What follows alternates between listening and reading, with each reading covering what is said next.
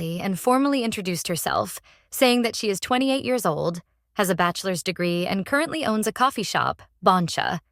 She then stood up and said that he now knew minimal information about her and she was going to leave. But suddenly she stopped when she heard a man's voice. He calmly asked her why she had stopped talking. The girl asked what was the point of her telling him about herself if he wasn't interested anyway, and especially if they would never see each other again. Yo, without changing his expression, shook off the ash directly onto the lobster and calmly replied, "Whether they will meet again or not is not for her to decide."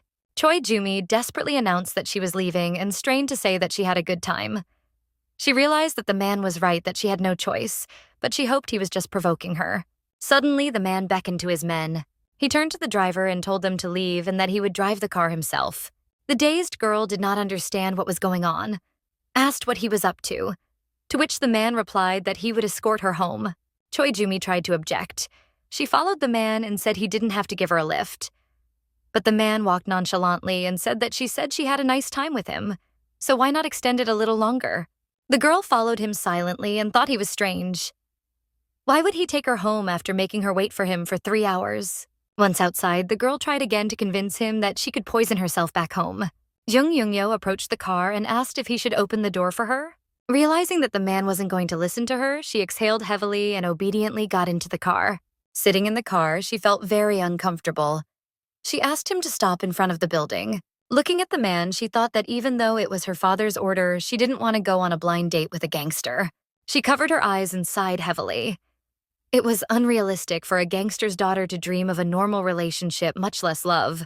The man looked at Choi Jumi studiedly, noticing her distressed state. The girl looked sadly at her phone screen and read a message that her ex-boyfriend was getting married. Choi Jumi was making coffee and talking on the phone with her mother. The woman wanted her daughter to come to visit, but the girl said she had a lot of work and plans for the weekend. The girl's mother resented the fact that her daughter was making coffee while everyone else was getting married and having babies. Choi Jumi replied that that's why she went on a blind date. When she heard this, the woman lamented that she had enough of her gangster husband. She didn't understand why he needed a gangster son-in-law. The girl rubbed her forehead tiredly and assured her mother that nothing would ever work out with that man, and she needn't worry about that. Suddenly, the girl heard the sound of the doorbell and told her mother it was time for her to serve the customers. A strange guy appeared at the door, and without looking up, he ordered a cup of latte. Choi Jumi fulfilled his order and, smiling, wished him a pleasant time at their cafe. The guy just looked at her strangely. Yoonju noticed him and told the girl that this guy comes in every day and acts really weird. She said he comes in every time and sits at the table across from the counter and stares at the girl. The girls looked closely at him and became wary. Choi Jumi said that they would not jump to conclusions and suggested that we observe. Then she got a text from a friend asking if she would go to the wedding, and she got up the nerve to do it. A few hours later, the girl arrived at the wedding hall where the happy bride and groom were smiling cheerfully and waving to the guests. Jumi's friend sat with her arms crossed over her chest and talked about how hypocritical the bride was. She stole someone else's man and is happy about it. Choi Jumi had the courage to raise her head and said that Jung-young was never her man, so her friend shouldn't be so worried about her. But the girl didn't calm down and said that everyone around her knew that Sunbae was in love with her. She said her friend's problem is that she makes excuses for everything, but her so-called friend stole her boyfriend and it's disgusting. Hysun said that she didn't believe that Choi Jumi would come to the wedding until the last minute. The girl said that if she didn't come, everyone would think that she was hurt and jealous.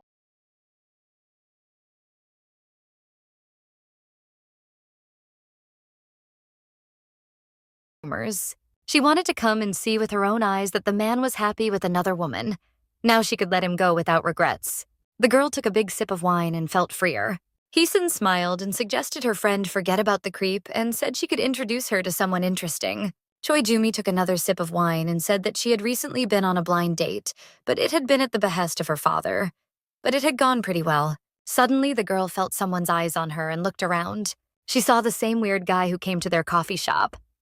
When the girl saw him, he immediately looked away. The girl immediately felt horrified. Was Yoonju right about him following her?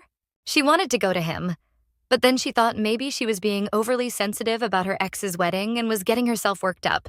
After parting ways with Hysun late at night, the girl slowly made her way towards home. Not immediately, but she heard footsteps echoing behind her. Choi Jumi turned around but didn't see anyone. She thought she heard something, but she must have imagined. Not immediately, but she heard footsteps echoing behind her. Choi Jumi turned around but didn't see anyone.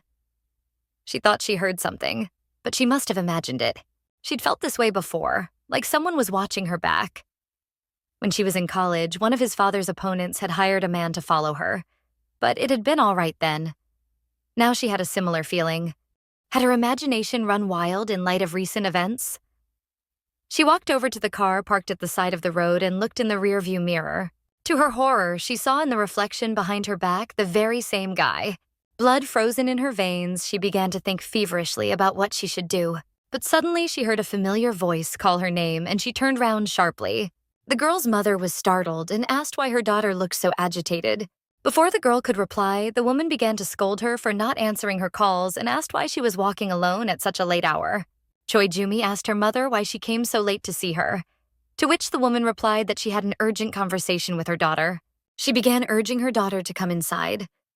The girl looked around in horror, but the strange guy was no longer in sight. Once inside the cozy flat, the woman asked how her daughter's blind date had gone. Choi Jumi exhaled tiredly and repeated for the 100th time that everything was fine, but that the young people had decided that they were not on the same path. Suddenly, the woman nodded approvingly and said it was for the best, and said she'd arranged a new blind date. The eldest son of the director of Haishong Hospital is a very nice young man. She said that the girl's father should have introduced her to him first instead of that gangster. Choi Jumi groaned and said that her mother had started her record again. The woman wailed in despair that she had enough of her gangster husband and didn't want to worry about her son-in-law. She was offended that the man would sacrifice their only daughter for the sake of business. She even spilled some tea on her lap from excitement. The girl grinned and asked if she would be pleased that people would say she is in law of a hospital's head. She put her hand to her aching head and asked what her mother was going to do when her father found out. The woman replied that perhaps her daughter and the son of the head of the hospital would fall in love with each other, and her father could not do anything about it. At the very least, they could run away together. Then she looked at her watch and said it was so late she had to leave. Choi Jumi, exhausted from the day, went to bed and instantly fell asleep. A couple of days later, the girl found herself in the same hotel where she had a date with Jung Young-yo. She sat at the table and felt wildly uncomfortable about being in this place again. The fact that her new date was in the same place seemed strange and wrong to her. A young and very nice-looking man handed her his card and introduced himself, saying his name was Lee Taiju. He told that he had heard a lot about the girl and he was very pleased to meet her. His face looked honest and open, and the girl realized that he had come here for a purpose. Choi Jumi thought about her mother wanting to become related to the head of the hospital, and the father of this man who wants to develop a business thanks to her father's money. This date was not much different from the previous one. Meanwhile, the man kept on complimenting her, and the girl smiled, thinking to herself that he had a good tongue, though he didn't go over the line. The young men struck up a rather pleasant conversation. The girl thought about the fact that compared to Jung Young-yo, this man behaved naturally and friendly. She caught herself thinking that she didn't know why she remembered him at all. She concluded that she only remembered him because she was in the same place. At that time, Lee Tae-jin continued to talk about himself. At some point, Choi Jumi thought she was bored and decided to finish her coffee and leave the date. She was so absorbed in her own thoughts that she didn't notice the man calling her name several times. Suddenly, the girl saw a familiar figure out of the corner of her eye. Jung Young-yo entered the hotel lobby and was immediately surrounded by staff members. To her horror, a man followed by her father walked past her and Lee Tae-jin's table. The girl froze. Her mother's words that her father must not find out about this date because it was a question of her future happiness came to her mind. What could she do now? Jung Young-yo's gaze caught the girl's and she bit her lower lip in excitement. When he saw the girl in the company of another man, he felt jealous and angry. Choi Jumi tried to strike up a conversation with her companion again when suddenly she saw a black-suited figure approaching in a black suit. Jung Young-yo walked looking straight at her. It seemed like one more step and he would stop right at their table. While the girl mentally prepared herself to experience embarrassment in public, the man walked past. She continued to stare at one point in amazement. The girl's father, who had followed the man, only turned round and looked meaningfully at his daughter and coughed. Experiencing indescribable shock and relief at the same time, the girl lowered her head exhaustedly. Lee Tae-jin asked if she was okay. The girl was breathing heavily and her hands were trembling. She knew she hadn't done anything wrong, but why was her heart racing as if she'd been caught cheating? She didn't owe that man anything, and the most she'd get was a reprimand from